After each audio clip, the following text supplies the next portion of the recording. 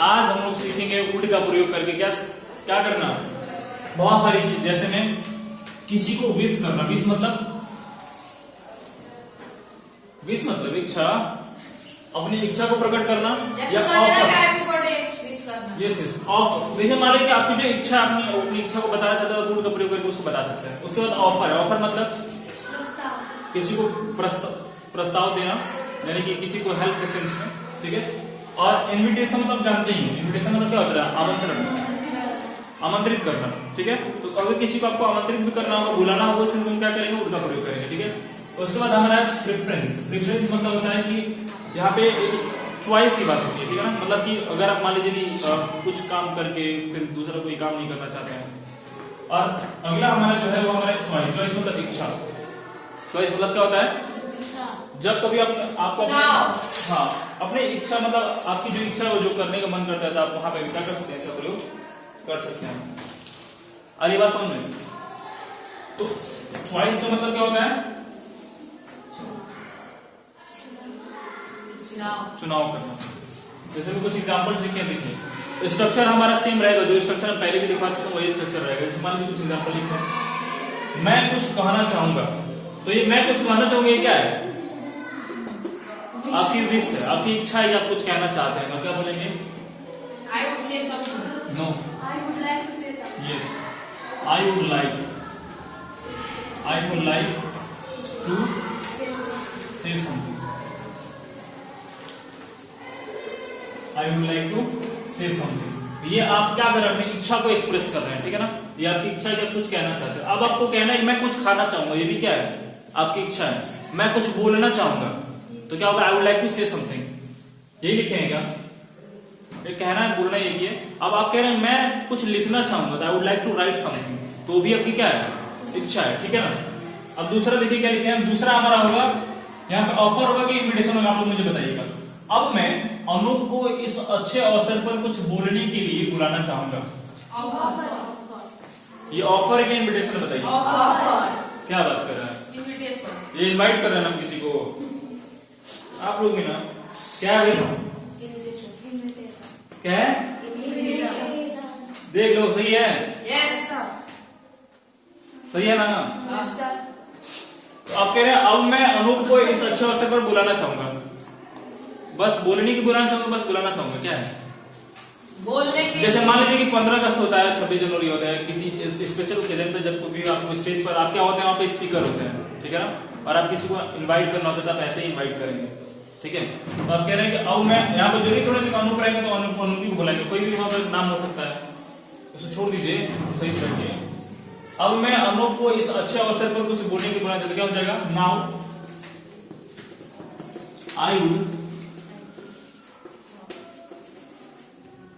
I would like to call Anup to speak something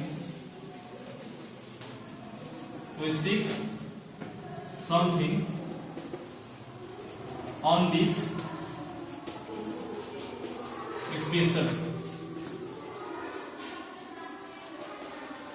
special occasion,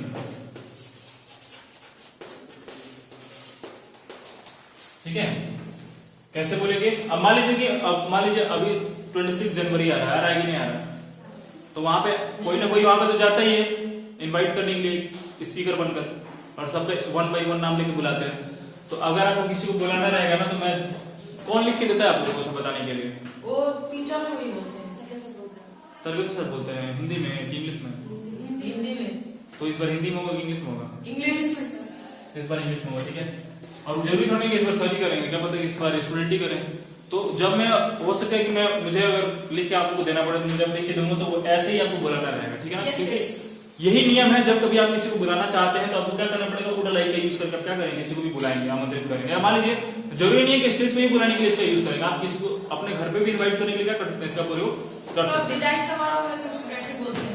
हाँ, जैसे मान लीजिए आपका बर्थडे, मान लो संजना का आज बर्थडे है, ठीक है। तो संजना अगर मान लीजिए सेलिब्रेट करेंगे अपना बर्थडे, आप सबको बुलाना चाहिए, तो क्या बोलेंगे, now I would like to call all of you at my home to celebrate my birthday. मतलब मैं आप सबको अपने घर पे बर्थडे सेलिब्रेट करने के लिए क्या करना चाहूंगी, बुलाना चाहूंगी। आ रही बात समझ में। तो यहाँ पे भी क्या करें हम लोग इनवाइट करें, तो वहां पे भी हम क्या करेंगे वुड का यूज करेंगे। इतना समझ लीजिए जब कभी आपको किसी व्यक्ति को इनवाइट करना होगा हम क्या करेंगे वुड का यूज करेंगे। तो पहला हमारा क्या था विश था और दूसरा हमारा क्या है इनविटेशन है, ठीक है ना। अब मान लीजिए ऑफर की अगर हम बात करें, प्रस्ताव की अगर बात करें, मान लीजिए हम आपसे पूछ रहे would you like to come at my home, क्या आप मेरे घर आना चाहेंगे, तो वो हमारे क्या होगा ऑफर होगा। आप क्या करें प्रस्ताव रख रहे हैं कि क्या आप मेरे घर पे आना चाहेंगे, ठीक है। या would you like to help me, क्या आप मेरा मदद करना चाहेंगे, तो वहां पे क्या है ऑफर दे रहे हो आप, ठीक है ना। अब देखिए अगला हमारा जो है मैं नकल करने के वजह या बदले असफल होना चाहूंगा। अब देखिए यहाँ पे आपका क्या है चॉइस है कि प्रेफरेंस है। प्रेफरेंस। मैं नकल करने की जगह या बदले असफल होना चाहूंगा, तो आपका चॉइस है कि प्रेफरेंस है, क्या है ये चॉइस। चॉइस है ना, आपकी इच्छा है, मतलब कह रहे हैं मैं ये करने की बजाय ये करना चाहूंगा, तो आपकी चॉइस है। तो इसको कैसे बोलेंगे मैं नकल करने के बजाय, तो क्या हो जाएगा जगह। I would,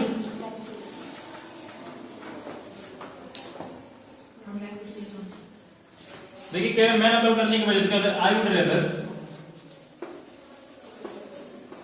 I would rather fail, I would rather fail. अब क्या हो जाएगा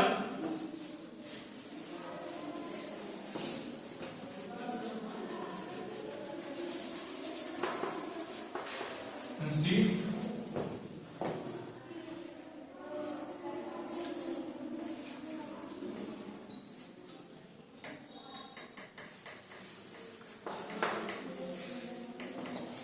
या यहाँ पे देखिए दो चीज कर सकते हैं, चीट भी कर सकते हैं और कॉपी भी कर सकते हैं।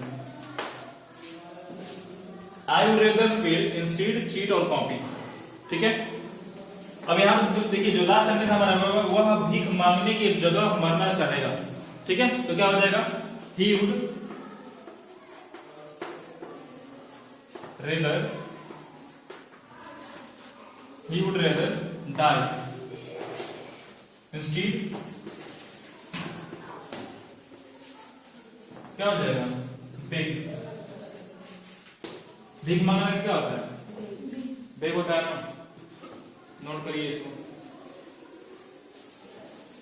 अब देखिए आप अगर चाहे तो इन दोनों सेंटेंस को दो तरीकों से बना सकते हैं। एक तो ये तरीका हो गया, या हम क्या लिखे I would rather fail instead cheat और कॉपी, या आप इसको ऐसे ही बोल सकते हैं I would rather fail then, I would rather fail then copy, या इसको बोल सकते हैं कि ही वुड रेदर क्या डाई देन, इंस्टीड की जगह पे देन यूज कर सकते हैं, he would rather die then beg, मतलब कि वह भीख मांगने की जगह क्या कर सकता है मतलब मरना चाहेगा, ठीक है। चीट या कॉपी कुछ भी लिख सकते हैं। हाँ दोनों में से कोई लिख सकते हैं हम, दोनों सही है। तो अच्छा ये दोनों चीज क्या कर रहे हैं आप, ये दोनों चीज हम क्या एक्सप्रेस करने की कोशिश कर रहे हैं चॉइस ना। इन दोनों चीज हम क्या करना चाहते हैं चॉइस करना चाहते हैं। जब कभी आपको अपने चॉइस के बारे में बात करना तब क्या कर सकते हैं उनका प्रयोग कर सकते हैं, अपने चॉइस को बता सकते हैं किसी को भी, ठीक है ना।